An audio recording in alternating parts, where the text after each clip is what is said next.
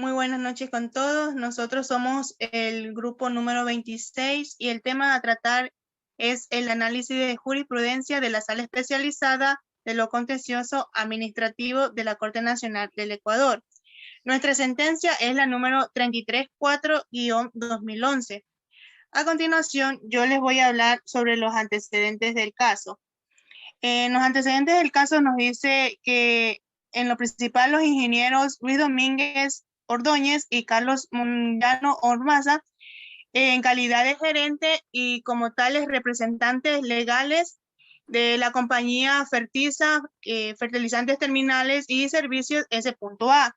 Mediante lo escrito el día 9 de agosto del 2011, interpone recursos de casación en contra de la sentencia emitida el día 23 de julio y esta fue notificada el día 3 de agosto del mismo año, por lo que la tercera sala temporal del Tribunal Distrital de lo Fiscal número 2 con sede de Guayaquil dentro del juicio de impugnación número 09-503-2009-0409. Seguido por la empresa contra el director regional de servicio de rentas internas Litoral Sur, nos dice que el tribunal de instancia concede el recurso mediante auto de 10 de agosto de 2011. Este fue subido que han sido los autos para la aceptación o rechazo en la sala especializada de lo contencioso tributario de la Corte Nacional de Justicia. Este de aquí lo admite mediante la providencia el día 21 de septiembre del 2011 y este pone a conocimiento de la administración para que se dé cumplimiento a lo que establece el artículo 13 de la Ley de Casación, la que ha contestado en escrito el día 28 del mismo mes y año, siendo el estado de la causa el de dictar sentencia. Hasta aquí mi intervención. A continuación, el compañero Eric Landa y la compañera Génesis Roldán les va a hablar sobre la identificación del caso en que se funda el recurso de casación. La casación tiene como claro objetivo el controlar la correcta aplicación e interpretación de las normas del derecho, de acuerdo al artículo 268, literal 5, del Código Orgánico General de Procesos. El recurso de casación procederá cuando éste se haya incurrido en la aplicación indebida, incluyendo los antecedentes de jurisprudencia, siendo que la función de la sala especializada de lo contencioso tributario de la Corte Nacional comprobará si la sala juzgadora en el 28 de julio, notificada el 3 de agosto del mismo año, infringió o no las normas legales referidas por el recurrente. Hasta aquí mi intervención. Gracias, compañera. Continuando con la identificación del caso, la sala presente debería evaluar la violación de la norma de derecho sustantiva, poniendo en evidencia que se entiende por la aplicación indebida de la norma cuando el juzgador la entiende correctamente, pero la aplica a un supuesto fáctico diferente del hipotético contemplado en ella.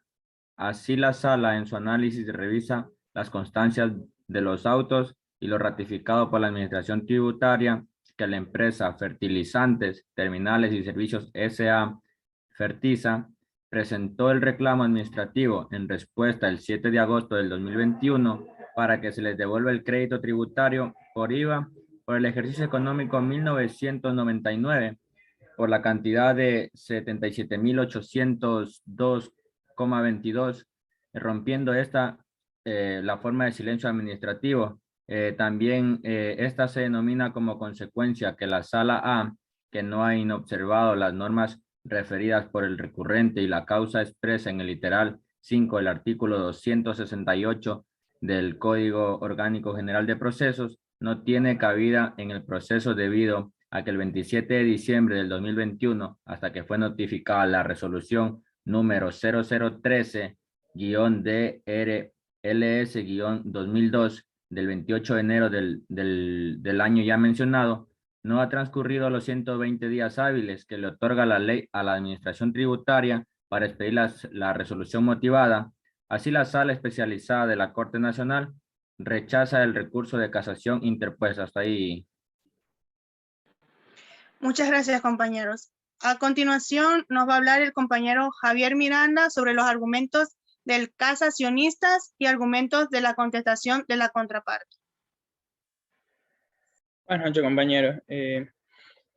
Argumentos de la parte casacionista. Los argumentos jurídicos de los representantes legales de la parte actora en su recurso de casación interpuesto ante la Sala de lo Contencioso Tributario de la Corte Nacional de Justicia se fundamenta lo dispuesto en la normativa casacional.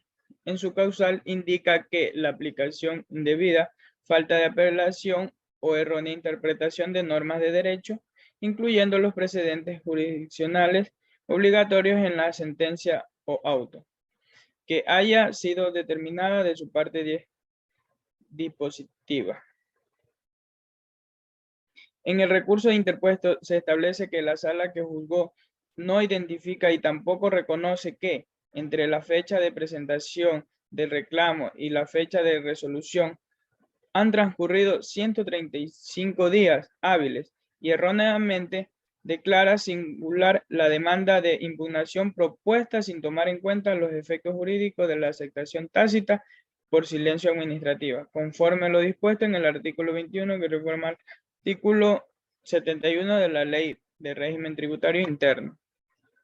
En cuanto al argumento de la contraparte, los argumentos de hecho y de derecho de la contestación al recurso de casación presentada en la sala de especializada de lo contencioso tributario y de la Corte Nacional de Justicia, en donde el accionado, es decir, el señor Juan Miguel Avilés, en calidad de director regional de Servicio de Rentas Internas, en su escrito de contestación al recurso de casación sostiene que la empresa fertilizantes, terminales y servicios deduce acción contenciosa al fin de dejar sin efecto la resolución alegando que fue emitida por la administración tributaria de forma extemporánea y produciéndose en el silencio administrativo positivo.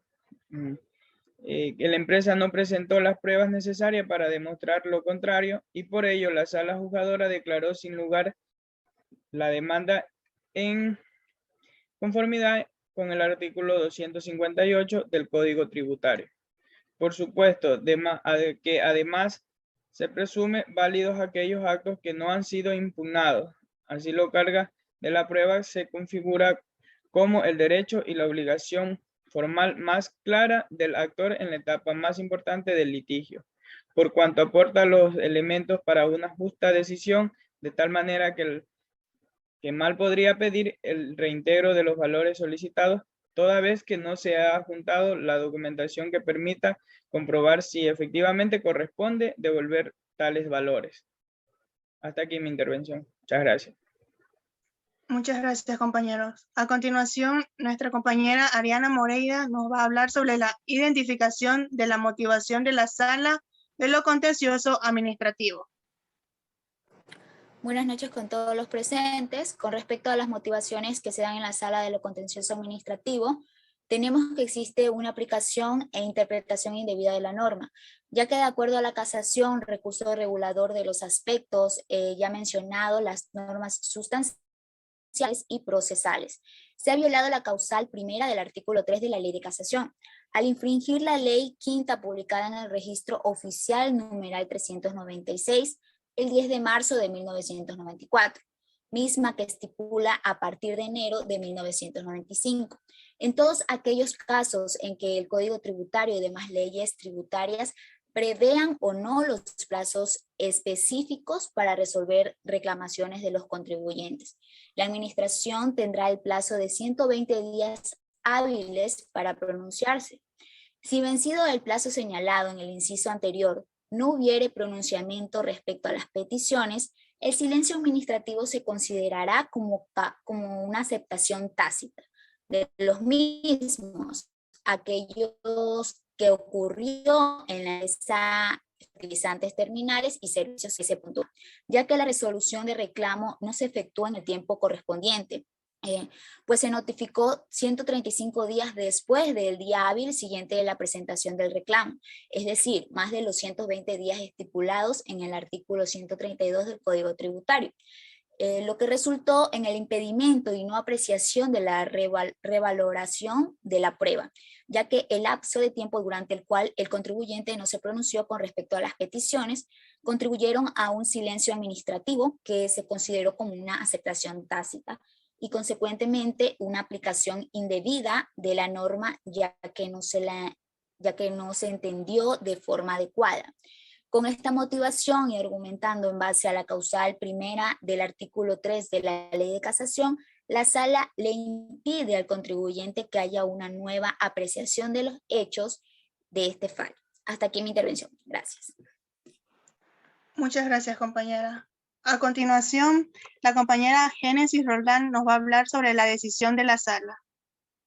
La decisión de esta sentencia que tomó la Sala Especializada de la Corte Nacional en nombre del pueblo soberano del Ecuador y por autoridad de la Constitución y las leyes de la República, rechaza el recurso de casación interpuesto, notificado y publicado por la doctora Marisa Pérez, quien fue la jueza presidenta, el doctor José Swing, juez nacional, el doctor Gustavo Durango, con juez, certificado por la doctora Carmen Dávila, secretaria relatadora encargada, lo que nos da como conclusión que el recurso de casación fue rechazado. Hasta aquí mi intervención. Gracias.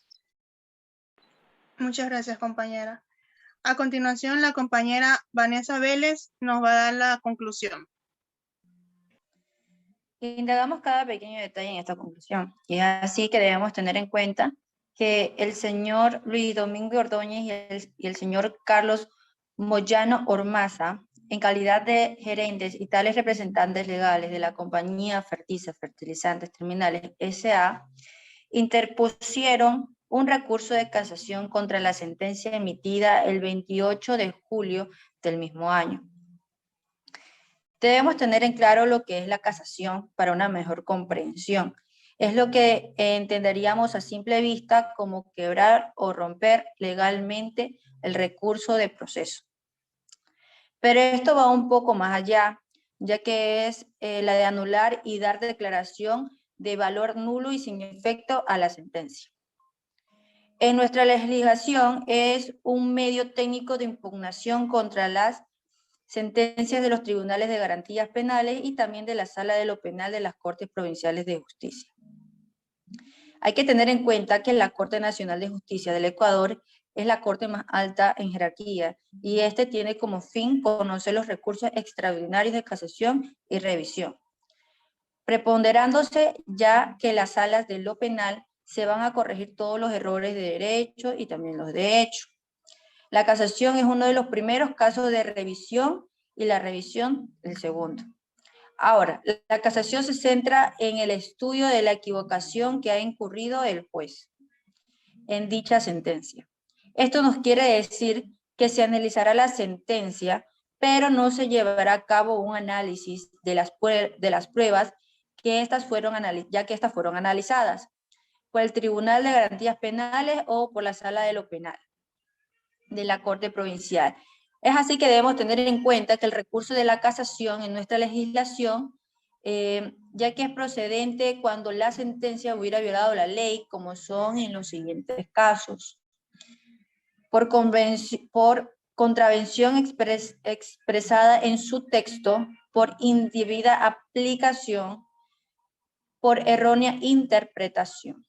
Para concluir, debo decir que en el último inciso del artículo 349 del Código de Procedimiento Penal se nos dice lo siguiente: que no serán admisibles los pedidos pendientes a volver a valorar la prueba. Con esto mi conclusión, muchas gracias.